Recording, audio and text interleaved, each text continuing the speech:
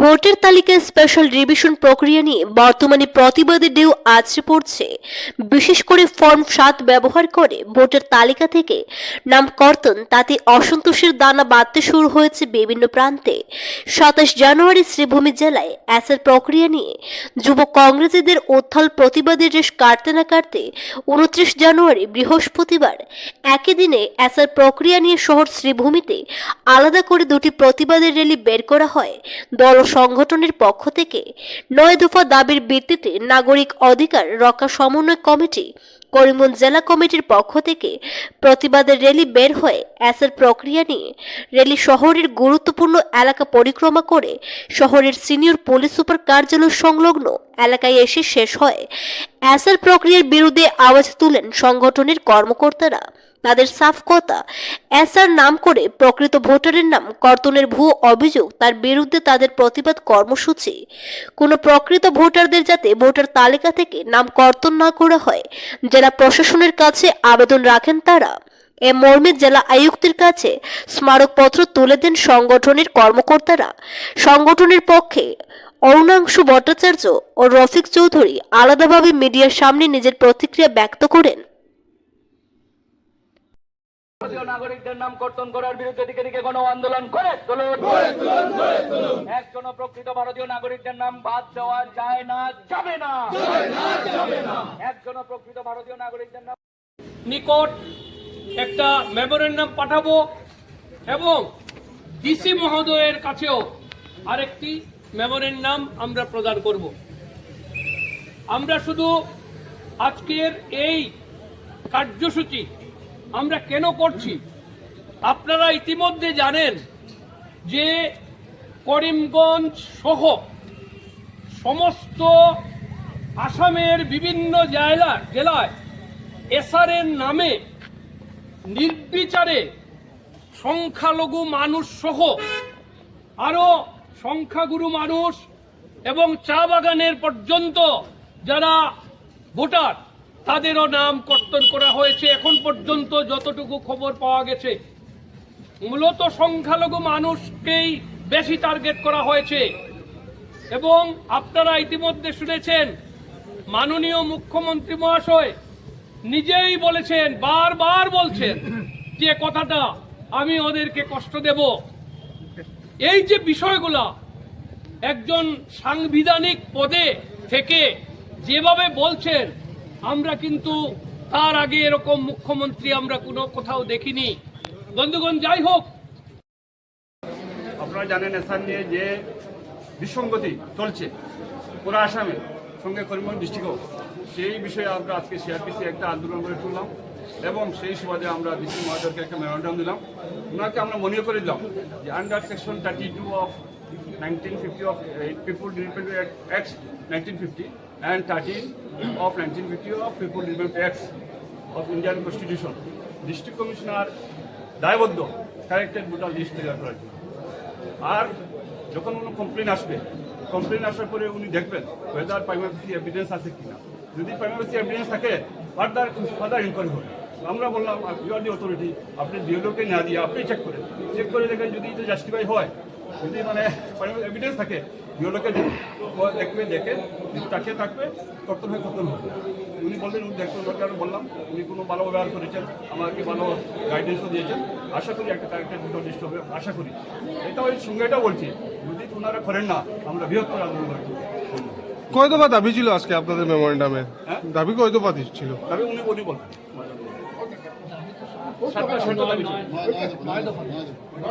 9 দফা দাবি।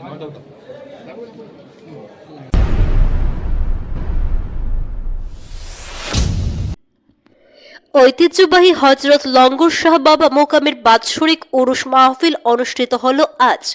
প্রত্যেক বছরের মতো এবারও বরাক উপত্যকার ঐতিহ্যবাহী ফুলের তোল লঙ্গর শাহ বাবার মোকামে বিভিন্ন অনুষ্ঠানের মাধ্যমে বাৎসরিক উরুস মাহফিল অনুষ্ঠিত হয়। উক্ত উরুস মাহফিল অনুষ্ঠানে মুখ্য অতিথি হিসেবে উপস্থিত ছিলেন বিশিষ্ট ইসলামিক বক্তা মাওলানা সাবির হোসেন আল আজহারি। সম্মানিত অতিথিদের মধ্যে উপস্থিত ছিলেন নেহেরু মহাবিদ্যালয়ের অবসরপ্রাপ্ত অধ্যক্ষ আবিদ রাজা মজুমদার, বিশিষ্ট সাহিত্যিক জ্যেষ্ঠ সাংবাদিক আব্দুল শুকুর বরবইয়া অনুষ্ঠানে ফুলের তোল লঙ্গরশাহ বাবা মোকামস্থিত হাফিজিয়া মাদ্রাসার হিফজে কোরআন পাঠ্যক্রম সম্পন্ন করা হাফিজ স্বীকৃতিপ্রাপ্ত 5 জন ছাত্রকে পাগড়ি পরিয়ে সার্টিফিকেট ও উপহার দিয়ে বিদায়ী সংবর্ধনা জানানো হয় এবং বিশ্ব মানবজাতির কল্যাণের স্বার্থে বিশেষ দোয়া ও শিরোনি বিতরণ অনুষ্ঠিত হয়। উক্ত অনুষ্ঠানে বরাক উপত্যকার বিভিন্ন স্থানের জনগণকে অংশগ্রহণ করতে দেখা যায়।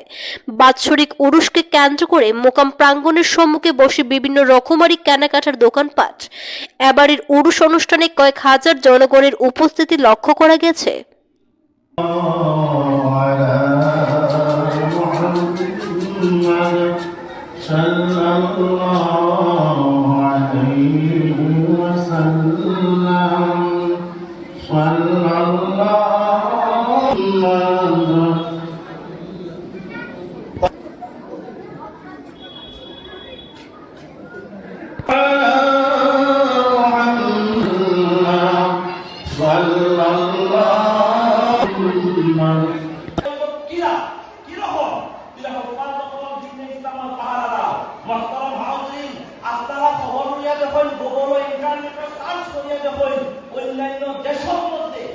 অন্যান্য দেশের মধ্যে আমরা যে সবচেয়ে বড় সংবিধান, সবচেয়ে বড় আমার কিতাব, যে কিতাব আল্লাহ পাক রব্বুল আলামিনের আপনার পক্ষ থেকে, যে কিতাব আল্লাহ পাক রব্বুল আলামিন এলান করেছে, লা রাইবা ফিহি, এই কিতাবের মধ্যে কোনো সন্দেহ নাই, কোনো শক নাই।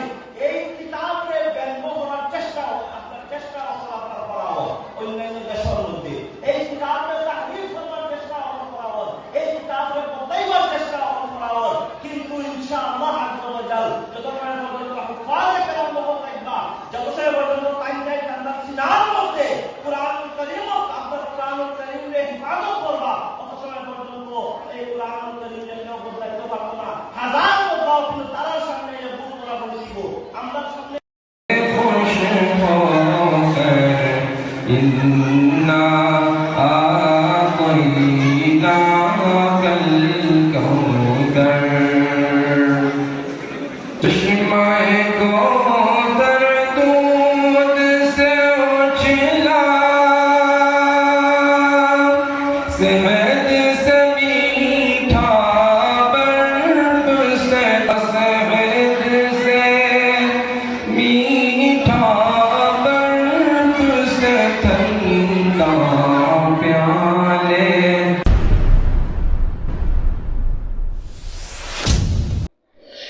এসআর প্রক্রিয়ার বিরুদ্ধে বৃহস্পতিবার শহর শ্রীভূমিতে প্রতিবাদের র্যালি বের হয় তৃণমূল কংগ্রেস দলের পক্ষ থেকে। শহরের মেন রোড স্থিত দলীয় কার্যালয়ের সামনে থেকে প্রতিবাদ র্যালি বের করে পরবর্তীতে গুরুত্বপূর্ণ এলাকা পরিক্রমা করে সোজা চলে আসে নির্বাচন কার্যালয়ের সামনে। এসআর প্রক্রিয়ার সামনে প্রকৃত ভোটারদের নাম কর্তন মানছি না, মানব না ইত্যাদি নানা স্লোগানে সরগরম করে দেন দলীয় কর্মকর্তারা।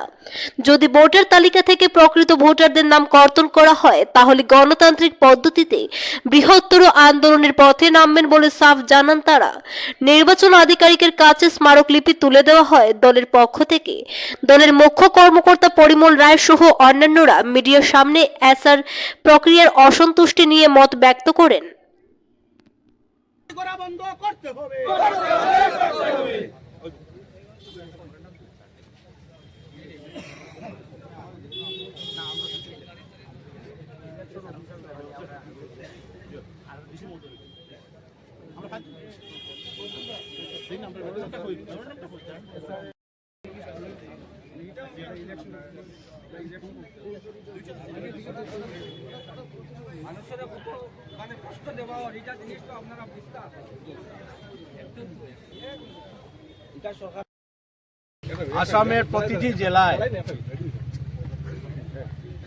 আসামের প্রতিটি জেলায় তৃণমূল কংগ্রেসের পক্ষ থেকে এসআরের 7 নম্বর ফর্ম দিয়ে যে তুগলুকি কাণ্ড ঘটছে এবং নাগরিকদেরকে যে হয়রানি করা হচ্ছে তার বিরুদ্ধে আমরা প্রতিটি জেলায় মেমোরেন্ডাম দিচ্ছি।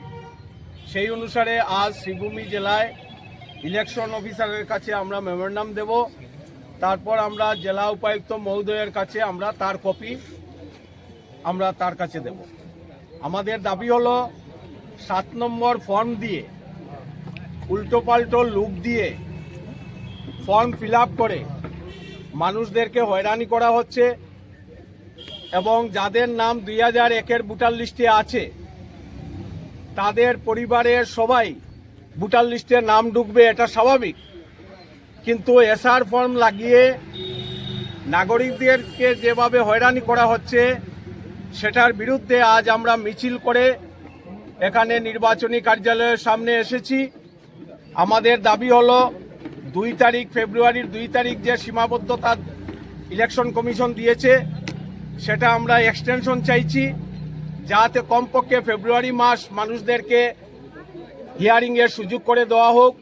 কারণ লার্জ স্কেল হিয়ারিং ব্লক পর্যায়ে জমা হয়ে আছে, এগুলি সঠিকভাবে হিয়ারিং করা সম্ভব নয় এই তারিখের ভিতরে।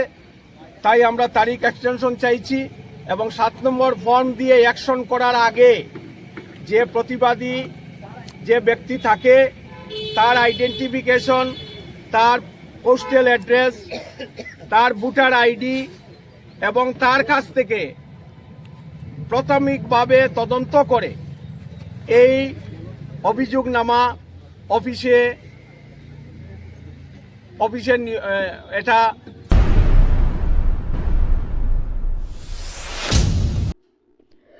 স্পেশাল রিভিশন বা এসএল প্রক্রিয়া নিয়ে ফের রাজ্যে উত্তেজনা। উত্তর পূর্ব ভারতের বিভিন্ন ধর্মীয় ও সামাজিক সংগঠন আজ শিলচরের এলোরা হেরিটেজ হলে এক সাংবাদিক সম্মেলন করে সরকারের বিরুদ্ধে গুরুতর অভিযোগ তুলেছে। সংগঠনের পক্ষ থেকে বলা হয়, এসএল প্রক্রিয়াকে পরিকল্পিতভাবে প্রহসনে পরিণত করা হচ্ছে। পাশাপাশি অসমের মাননীয় মুখ্যমন্ত্রীর সাম্প্রতিক কটাক্ষমূলক মন্তব্যে তারা লজ্জিত ও মর্মাহত বলে জানান। এক সাংবিধানিক পদে আসীন হয়ে এ ধরনের মন্তব্য অবাঞ্ছিত বলেও দাবি করা হয়। সংগঠনগুলির হুঁশিয়ারি, এই আহ্বান উপেক্ষিত হলে রাজ্য জুড়ে বৃহত্তর গণতান্ত্রিক আন্দোলন গড়ে তোলা হবে।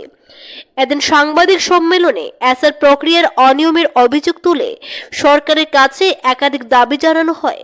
এর মধ্যে রয়েছে প্রকৃত ভোটারদের বিরুদ্ধে দাখিল হওয়া অবৈধ আপত্তি বিনা নোটিশে বাতিল, মিথ্যা অভিযোগকারীদের বিরুদ্ধে আইনানুগ ব্যবস্থা, খসড়া ভোটার তালিকায় অন্তর্ভুক্ত ভোটারদের শুনানির জন্য পর্যাপ্ত সময় প্রদান এবং 2019 সালের 31 আগস্ট প্রকাশিত এনআরসির চূড়ান্ত তালিকাভুক্ত নাগরিকদের নাম ভোটার তালিকা থেকে কর্তন না করার দাবি।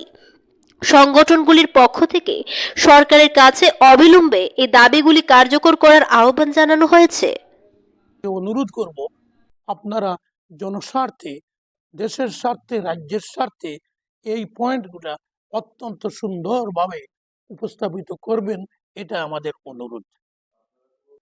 সাংবাদিক বন্ধুরা এবং সুধী সজ্জন মণ্ডলী, আপনারা জানেন এসআর এর নামে আসামে ভোটার তালিকা থেকে প্রকৃত ভোটারদের নাম কর্তন করার একটা ষড়যন্ত্র চলছে এবং এর কিছুটা প্রতিবাদ হওয়ার পর আসামের মাননীয় মুখ্যমন্ত্রী তিনি প্রকাশ্যে সংবিধানের প্রতি ভ্রুক্ষেপ না করে বলছেন, এটা আমার নির্দেশে হচ্ছে, আমি এটাকে চালাচ্ছি, মিয়াদের নাম ভোটার তালিকা থেকে কর্তন করতেই হবে, কর্তন না করলে মিয়ারা মাথায় উপরে উঠে যাবে।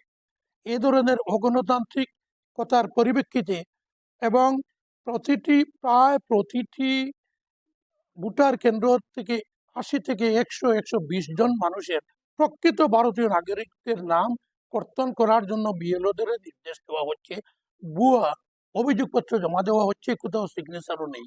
এর প্রতিবাদে আমরা আজ আপনাদের কাছে দ্বারস্থ হয়েছি যে আমরা সরকারকে জানিয়ে দিতে চাই এ সমস্ত অগণতান্ত্রিক প্রক্রিয়া বন্ধ করতে হবে, ভোটারদের হেনস্থা বন্ধ করতে হবে, অভিযোগকারীর যারা মিথ্যা অভিযোগ করে তাদের আইনানুগ শাস্তির ব্যবস্থা করতে হবে এবং উচ্ছেদকৃত মানুষকে তাদের প্রমাণ দেওয়ার জন্য পর্যাপ্ত সময় দিতে হবে।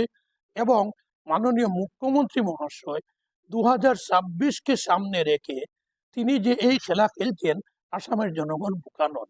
আসামের জনসাধারণ বুঝতে পারছেন যে এক একটি বিধানসভা সমষ্টি থেকে 20-25 হাজার প্রকৃত ভোটারদের নাম কর্তন করে তিনি হয়তো ভাবছেন বিশেষ একটা জনগোষ্ঠী, তার মানে খোলামেলা মুসলমানদের নাম কর্তন করলে 50-60টি বুথে সিটে তারা জয়ী হবেন, আরো 50-60টি নর্মাল কোর্সে জয়ী হবেন, 110-12টি অগ্রিম বলে দেন কিভাবে এই ষড়যন্ত্রের জন্য।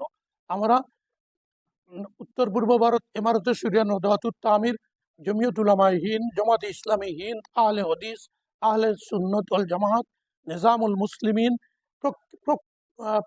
প্রভৃতি যত আসামে ধর্মীয় সামাজিক সংগঠন আছে, আমরা ঐক্যবদ্ধভাবে তার জোরালো প্রতিবাদ জানাচ্ছি এবং এর সমস্ত অগণতান্ত্রিক কাজ থেকে বিরত থাকার জন্য সরকারকে আমরা অগ্রিম বলে দিচ্ছি, যদি এটা না হয় তাহলে পরবর্তীতে এই সংগঠনের প্রতিনিধিরা বসে পরবর্তী পদক্ষেপ কি নিব নীরবে আমরা সহ্য করব না। মানবতা বিপন্ন ভোটার লিস্ট থেকে যারা নাম কর্তন করা যাচ্ছে তাদের সপক্ষে আমরা গণতান্ত্রিক পদ্ধতিতে রুখে দাঁড়াবো, প্রয়োজনে আইনি প্রক্রিয়ারও সাহায্য নেব। এই কি যদি আমাদের এই দাবি যেগুলো আমরা বলে দিয়েছি এই সমস্ত প্রক্রিয়া বন্ধ করতে হবে, যদি সরকার এগুলো বন্ধ না করে জনগণের অধিকার রক্ষা করতে ব্যর্থ হয় তাহলে আমরা সব সংগঠন বসে পরামর্শ করে গণতান্ত্রিক পদ্ধতিতেও পরবর্তী জোরালো আন্দোলন গড়ে তোলার চিন্তা চর্চা করব এবং আইনি প্রক্রিয়াও চিন্তা করব। আমরা এককভাবে কোনো সিদ্ধান্ত নেব না, সবকটি সংগঠনের কর্ণধাররা বসে আমরা পরবর্তী সিদ্ধান্ত আপনাদের জানাবো। ধন্যবাদ সবাই।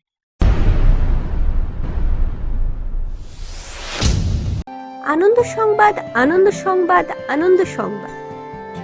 আপনারা কি উন্নত ধরনের ঘর তৈরি করছেন? ঘর তৈরিতে ব্যবহৃত নানা সামগ্রী আপনারা কি সুলভ মূল্যে পেতে চাইছেন? তাহলে আপনাদের হাতের কাছে পাওয়ার সুযোগ ঘটতে চলছে বিশ্বকর্মা অ্যালুমিনিয়াম হাউস, জেলা আয়ুক্তের বাসভবনের উল্টো দিকে, শ্রীভূমি, আসাম। আমাদের যোগাযোগ নাম্বার 9859695842। এখানে স্লাইডিং জানালা বা দরজা, ইউপিভিসি জানালা বা দরজা, false ceiling, 2 style door, texture glazing, aluminium composite panel, polyvinyl chloride ইত্যাদি নানা সামগ্রী পাওয়া যাচ্ছে। তাই সামগ্রীর প্রয়োজন হলে পা রাখুন আমাদের প্রতিষ্ঠানে। গ্রাহকদের সন্তুষ্টি আমাদের প্রাপ্তি। একবার পরখ করে নিন আমাদের প্রতিষ্ঠান থেকে সামগ্রী নিয়ে।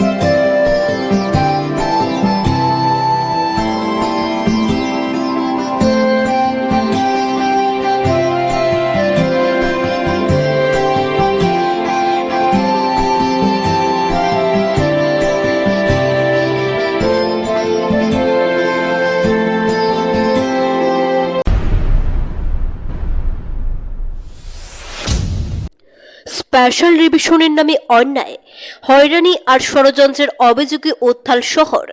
ক্ষুদিরাম মূর্তির পাদদেশে অনির্দিষ্টকালীন অনশনে বসেছেন সমাজকর্মী সঞ্জীব রায়। 29 জানুয়ারি বৃহস্পতিবার সকাল 11টা থেকে শুরু হয় এই অনশন।